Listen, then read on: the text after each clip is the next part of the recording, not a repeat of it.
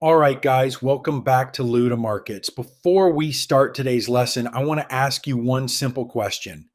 Have you ever opened your chart, identified an order block, then you found an inverse FVG, and then you also found the 50% equilibrium of the fair value gap?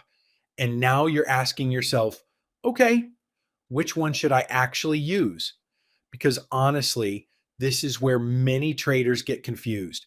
You know the concepts, you know how to mark them. But when there are multiple points of interest on the same chart, you don't know which one price is most likely to respect. And because of that, many traders either enter too early, enter too late, or completely miss the move. So today, I want to explain something that I came across while I was analyzing the charts. I wasn't actually planning to make this video, but when I saw this setup, I said, no, I have to explain this because I know many traders struggle with this. So let's look at this example together. Right here, we have our first point of interest, which is this order block. Everything is okay. There is nothing wrong with this order block. Then, as I continued looking, I noticed something else. We also have an inverse fair value gap right here. Now we have 2 points of interest, but that's not all. If you continue looking carefully, you'll also notice that we have the 50% equilibrium of this fair value gap. So now the question becomes, which one should we trust? Should we enter at the order block? Should we wait for the inverse FVG? Or should we wait for the 50% equilibrium? Now, this is exactly where most traders become confused. One mistake that I see traders making is they think every point of interest has the same strength, but that's not true.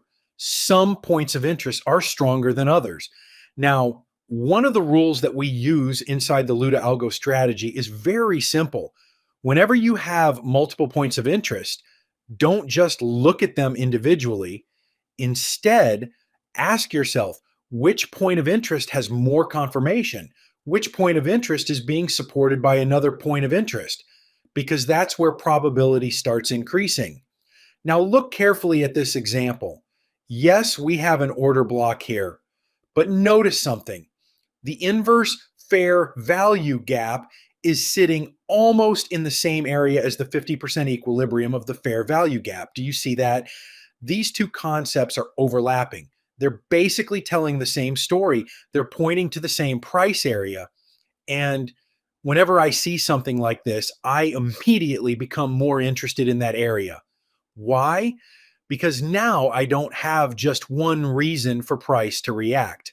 I have two institutional concepts agreeing with each other. And that's what we call confluence. Now, does that mean the order block is wrong? No, not necessarily. But in this particular setup, the stronger point of interest is the area where the inverse FVG and the 50% equilibrium meet. That's the area I want price to come back to. That's the area I'm interested in taking my trade from. Now let's continue watching what price did. You can clearly see that price retraced back exactly into that area. It respected that zone beautifully. And after that, price continued moving lower exactly as expected. Now imagine if someone entered from the order block. Maybe they would still make money. Maybe they would get stopped out. But if we compare both entries, which one has more confirmation? The answer is obvious. The area where 2 points of interest meet.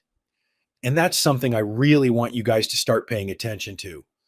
Don't just mark order blocks. Don't just mark fair value gaps. Always ask yourself, which area has the highest concentration of institutional concepts? Because institutions don't look at one thing, they look for confluence. And as smart money traders, we should be doing exactly the same thing.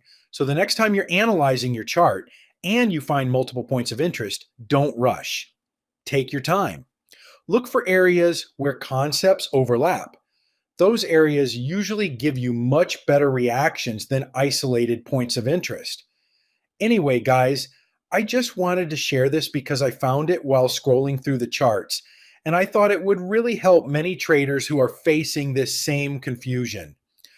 If you've ever experienced this problem before, let me know down in the comments. I'd love to hear your experience.